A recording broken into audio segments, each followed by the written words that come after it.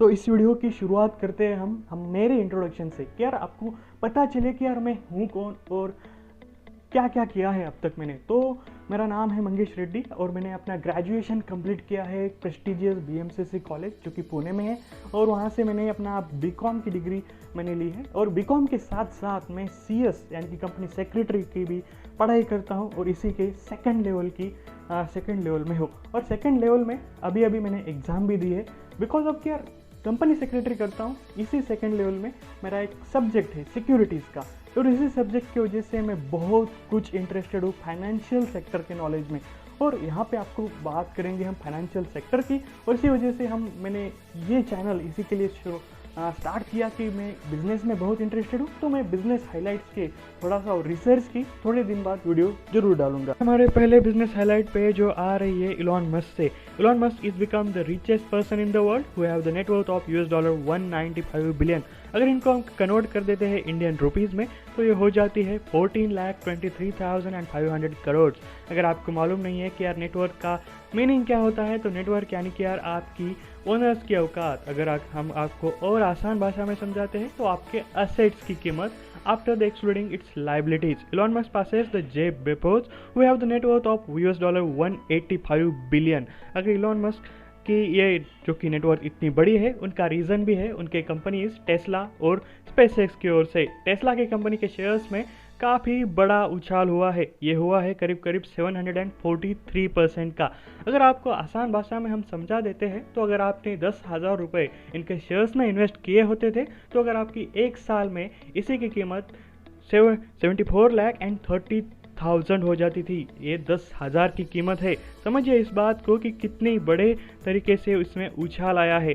अगर आपको मालूम नहीं है कि इलॉन मस्क है कौन, तो इलॉन मस्क 2 कंपनीज के ओनर है, टेस्ला और स्पेसएक्स। उनकी बहुत और भी कंपनीज है लेकिन ये बहुत ही पॉपुलर कंपनीज मानी जाती है। टेस्ला जो कि एक इलेक्ट्रिक कार कंपनी है जो कि बहुत ही पॉपुलर हो रही है इन दिनों में, और दूसरी कंपनी है स्पेसएक्स जो स्पेस में डील करती है।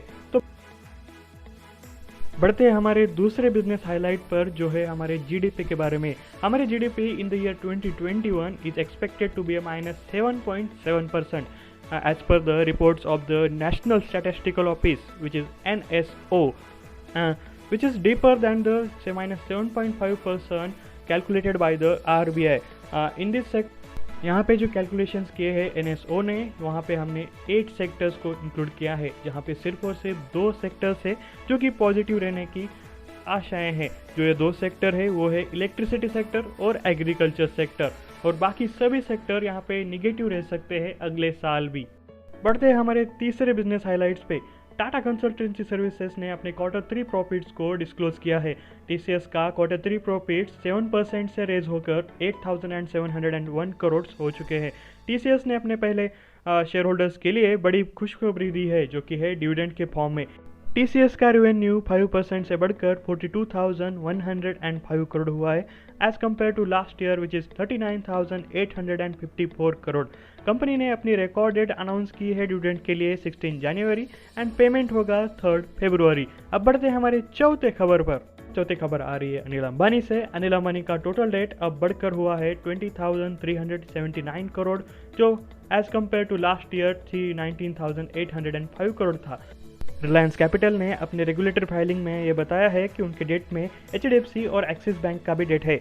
एचडीएफसी को उनको 523 करोड़ देना है और एक्सिस को 100.63 करोड़ एक्सिस बैंक को भी देना है।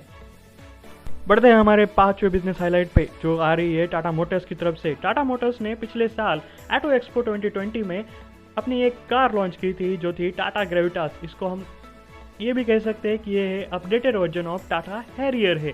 टाटा हैरियर को अब 6 एंड 7 सीटर में लॉन्च किया जाएगा, जो कि इसका नाम टाटा ग्रेविटास नहीं होगा, अब इसका नाम होगा टाटा सफारी। ये आएंगी 6 एंड 7 सीटर ऑप्शन के साथ। इसमें होगा 2.0 लीटर डीजल इंजन, और इसमें आपको एक ऑप्शन मिलेंगे ऑटोमेटिक, और दूसरा आपको इसमें टर्बो पेट्रोल इंजन भी मिलेगा। बढ़ते हैं हमारे 6th बिजनेस हाईलाइट पर। गोल्ड में यहाँ पे भारी गिरावट देखने को मिली है एमसीएक्स पर। एमसीएक्स यानी कि मल्टी कमोडिटी एक्सचेंज पर गोल्ड में पर 10 ग्राम से यहाँ पे 2,000 रुपीज़ की भारी गिरावट देखने को मिली। गिरावट की वजह मानी जा रही है कि यहाँ पे ग्लोबल बाजारों में गिरावट की वजह से सिल्वर के भी यहाँ पे 6000 रुपीज़ से गिरी है। बढ़ते हैं हमारे नेक्स्ट बिजनेस हाईलाइट पर। व्हाट्सएप ने अपने प्राइवेसी पॉलिसीज़ को चेंज किया है। व्हाट्सएप ने अपने प्राइवेसी पॉलिसीज़ में कहा है कि अब आपका डाटा व्हाट्सएप के साथ साथ इंस्टाग्राम और फेसबुक को भी शेयर किया जाएगा। जो व्हाट्सएप अपना डाटा शेयर कर रहा है फेसबुक और इंस्टाग्राम से, वहाँ पे आपका जो कि प्रोफाइल फ़ोटो है, आपका स्टेटस जो आपको रखते हैं आपके साथ, वो जो भी आप शेयर करते हैं डाटा अपने फ्रेंड के साथ, जो फ़ोटोज़ आप शेयर कर रहे हैं, जो डॉक्यूमेंट्स आप शेयर करें, सभी डाटा अब फेसबुक और इंस्टाग्राम के साथ शेयर किया जाएगा। इसी वजह से बहुत सारे यूजर्स अब व्हाट्सएप को नहीं यूज़ करना चाहते और इसी वजह से दूसरा एक ऐप बहुत ही पॉपुलर हो रहा है जिसका नाम है सिग्नल। इसका लिंक मैं आपको डिस्क्रिप्शन बॉक्स में दे दूंगा। अगर आप इसका यूज़ करना चाहते हैं तो आप यहाँ से डाउनलोड कर सकते हैं। बढ़ते हैं हमारे 8वें बिजनेस हाईलाइट की तरफ, जो है most weighted topic from the 2020। It is related to the vaccine. यार कब आएगी ये वैक्सीन? कहाँ पे है वैक्सीन? अब तक नहीं आई है क्या?